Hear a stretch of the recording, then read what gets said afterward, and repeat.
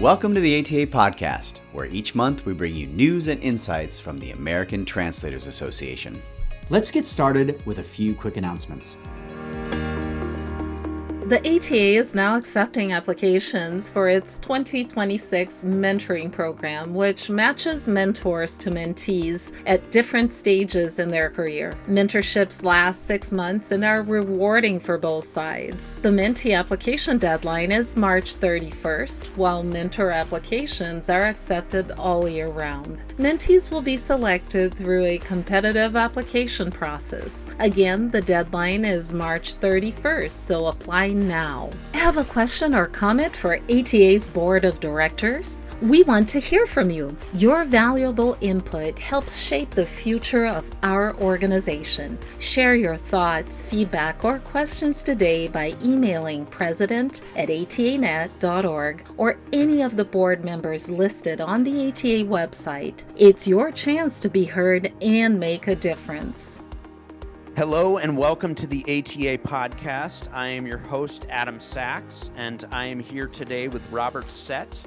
Robert is ATA certified from Spanish, French, Portuguese, and Italian into English, and also works from Catalan into English. Recognize the importance of our credential early on. He earned his Spanish and French certifications from the American Translators Association in 1989 at the start of his 30-plus year career as a professional translator. He is currently serving on the ATA Board of Directors and lives in Denver, Colorado. Robert is here today to speak with us about special interest groups that are offered through the American Translators Association. Robert, thank you so much for joining us today. Thank you, Adam, for inviting me to come to the ATA podcast. I really appreciate the invitation. Yeah, my pleasure. So let's start out by getting into what exactly are special interest groups within the ATA. Yeah, so special interest groups, we refer to them as SIGs. So if I use that shorthand, folks will know what I'm talking about. Special interest groups are small groups within ATA that serve certain niche interests, certain narrow interests within ATA. For example, the special interest groups we currently have now are the Southeast Asian languages special interest group and the financial translators special interest group. We also have a somewhat dormant right now interpreters and translators in education special interest group, and those are certain narrow fields within ATA, fields or areas of language interest, and they have a certain following, and we want to serve members who have interests in those particular areas. Great, thank you. Can you give us a quick history of ATA SIGs? Like how and when did they start? Yeah, that's a great question. The idea for SIGs came about probably certainly predating my current term on the board of directors, probably in the 2000 teens. Folks started talking about this, and it really gained some momentum in the during the pandemic period. Was when we started looking at setting up SIGs. The idea was, to form a division in ATA, and our divisions are great. We have 20 plus divisions within ATA based on language interest or language group, language family, and also on practice areas and types of work that we do. But to form a division requires 150 ATA members to sign on. And there are elections, there are officers, there are expectations with a division that folks there will be an ongoing life of that group and ongoing volunteerism that's required of the officers and the leadership councils in those divisions. So there's a lot of investment that goes into that of time and energy by volunteers. And some groups that have or areas of interest, let's say, that exist within ATA don't have the momentum or the critical mass to form a division. It takes a lot of effort getting the petitions together, getting people to sign on to to organize those petitions and then to organize the activities of the division. So the idea for special interest groups came about to give a voice and a home to some of those less common languages and less common areas of practice within ATA, that so that they could have a place to gather, a place to learn from each other, and a place to discuss their common interests. And like I said, during the pandemic, we started to discuss how we could formalize this. We had a pilot program that lasted about a year and a half. And then after that pilot program, the ATA board decided, based on the success of that pilot program, to formally install special interest groups as a structure within ATA. Okay. So you got into another topic I wanted to ask about there. Like if you navigate to the ATA page for joining special interest groups, you'll also see the options about and information about different divisions. Can you talk a little bit more about the difference between special interest groups and divisions and how the process of joining one or the other differs, like anything that you didn't kind of cover in your in what you were previously saying? Sure, sure. The great thing about both divisions and special interest groups is membership in those in both divisions and special interest groups is included in your ATA membership. So as part of your ATA membership, you get access to divisions and their newsletters, their websites, their social media groups. Of course, anyone can view the Instagram posts of a division or the Twitter feed, the X feed. We call it X now. The X feed of those divisions. But to join the listserv, to join any Facebook groups, for both the divisions and special interest groups, those are limited to ATA members. So that's a great benefit of ATA membership. It allows you to gather with people who have like interests, whether they're professional areas of practice or language interests. For example, friends call it my midlife crisis language, but in my 40s, I went back and studied Russian for a couple of years, and never intending to do any work in Russian. But I can join the Slavic languages division just as part and parcel of my ATA membership. So that's a great benefit for me. If someone has an interest in spreading their wings a little bit and expanding their language knowledge, they can join another division that isn't necessarily in line with their professional work, and still be a part of that division, and read their newsletter, read their blog posts, read their listserv posts. So that's a great benefit of ATA membership. And basically, the process for joining either a SIG or a division is really straightforward. You just go onto the web page, you sign up, and then you have access to like I said, the various media accounts and various communication channels of those groups, whether it's a division or a SIG. You brought up the three different special interest groups that currently exist. Tell us a little bit more about Sure. some of these specific special interest groups. The interpreters and translators in education. Prior to that SIG forming, there was a separate group formed, the AAITE, the American Association of Interpreters and Translators in Education. So it kind of the SIG kind of was formed by a number of the same people involved in both groups, and was meant to be an outlet for folks who are also ATA members who are in that area of practice. And it seems, of course, the AAITE has had great success. The ITE SIG within ATA perhaps is duplicating or would be duplicating efforts. So it's kind of gone dormant, and that's okay. It was an experiment, and we have many valuable members working in that practice field in ATA, and we have good relations with the AAITE, of course. So that's okay. It was an experiment, and it seems to be duplicating efforts by that separate group.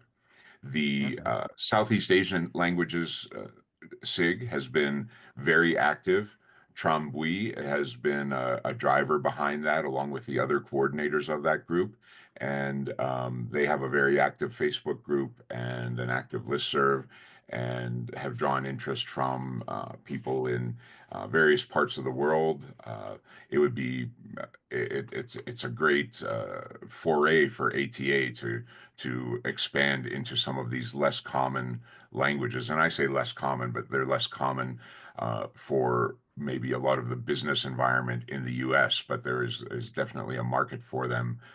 And the interpreters and translators working in Southeast Asian languages have found a corner where they can gather and get together at ATA conferences, and also get together virtually online through the media channels, and have some interaction together, and share information and camaraderie through there.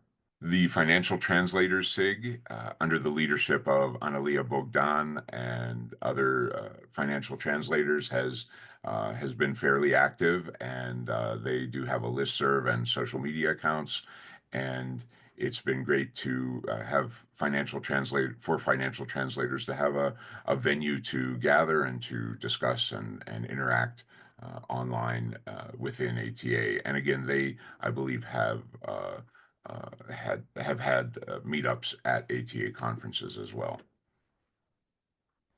So that gets into a next question I had, which is, can you talk about like the presence that SIGs have at ATA conferences, and kind of how the ATA conferences can be a really valuable vehicle for them to leverage? The SIGs have informal gatherings during the ATA conference, but also they are part of the division's meetup, which happens usually after the opening reception on Wednesday evening. So just like there will be a table for the German language division, the Italian language division, etc., the SIGs will have a table where folks can gather and come together and share their common interest in those languages or practice areas. So that's, as with anyone in ATA, we find many people who share our interests, and just through socializing in the off times and through the sessions, we seem to learn a lot. So the time spent socializing after the opening reception is a great time to look for those two SIGs, or to perhaps talk to colleagues about forming your own SIG. That's a great segue to my next question. Do you know about any new special interest groups starting up, and how would someone go about starting their own SIG? Yeah, I'm not aware at the present time of anyone who's expressed interest, but that certainly is an option. If you're listening to this podcast and you think there's enough momentum among some of your colleagues to form a SIG, that would be great. Now, let me mention how you form a SIG. The requirements. Well, first of all, the SIGs have to be related to a language interest or a practice area. So they don't have to be related to a specific language. As I've mentioned, we have the Southeast Asian languages SIG, which relates to a language family. And the same is true for divisions. We have the Slavic languages division, for example, which is not exclusively related to Russian, but other Slavic languages as well. And so anyhow, for the SIGs, it has to be, the subject of the SIG has to be related to a language group or a practice area. Translators with dogs cannot be a SIG. I'm a dog owner, so I naturally think So of am I. that one.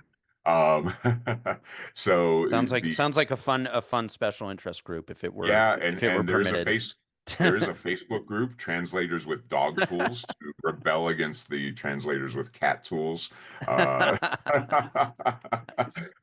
which I always thought was great fun. But anyhow, that's not appropriate for the forming a SIG. It has to be a practice area, something with professional interest. So translators and interpreters in immigration settings could be a SIG with obviously a catchier name than that, but or shorter, more concise name.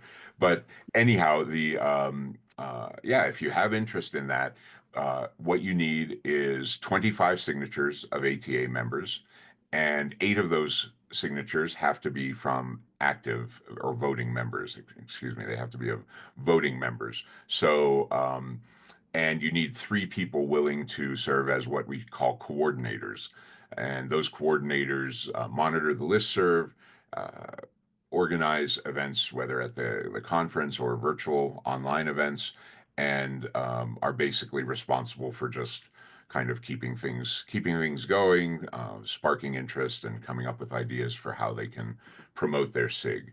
And those coordinators can change over time, but there are no elections. So part of the idea behind SIGs was um, to not encumber headquarters staff with uh, something that a structure that would require a lot of intervention or monitoring, such as holding elections and having a website, et cetera, which requires a lot of time and investment on the part of uh, ATA staff and ATA funds. When I say investment, you know what I'm talking about. Of course. So yeah, so we want to make these as streamlined as possible, and uh, while at the same time giving folks with these particular niche interests a home within ATA. What could the future hold for SIGs in your mind? I think we could have a number of SIGs that serve exotic languages, maybe what languages seem exotic to some of us. Uh, Personally, I would love to see a SIG for the Catalan language. I have lived in Barcelona and learned Catalan while living there and studying there. So, I would love to see that. If anyone listening to this podcast wants to help form a Catalan language SIG, then please feel free to reach out to me. My email is in the ATA directory. Um, and we could see other smaller practice areas represented within ATA as well, and um, giving people an opportunity to learn about more niche practice areas that they could get into and expand their skills that way. So I think there's a lot of flexibility in the structure for SIGs, and they're only limited by the creativity of ATA members. And it's really worth noting the whole idea of SIGs is that they be driven by ATA members, by ATA volunteers. So they can be as much or as little as someone wants them to be. So if a coordinator of the SIG or a group of coordinators is really gung ho about promoting that SIG, it could result in growing ATA membership in that language area or practice area, and that really is our hope for what SIGs would be. That it would bring more people into the ATA fold, so to speak, and bring more people to the association. Great. Do you have anything else to add other than what we've just covered? Anything more that you want people to know about SIGs? I'd just like to thank the folks who have worked on SIGs so far. I'm not going to name specific people because I'll inevitably leave someone out, but everyone who has worked on setting up the SIGs, setting up the structure, but also setting up the individual SIGs. They went through a lot of work to gather the signatures, and I really appreciate that. And I think volunteerism is really at the heart of ATA. We live and thrive based on the work of our volunteers, and so I really appreciate that, and want to, on behalf of the board, thank all the volunteers who have worked on SIGs over the years, and this goes back at least 6, 8, 10 years before my current time on the board, and folks who had these discussions, but it took quite a while for this idea and this concept to take shape into something sustainable. And I hope we've arrived at that. I think we've arrived at that, and I hope we can see SIGs start to grow a little more and thrive and be a real benefit for ATA and its members. Excellent. Sounds great. Well, thank you again, Robert, for joining us today. Likewise, Adam. That's a wrap. To learn more about the American Translators Association, including how to join, visit atanet.org. Until next time.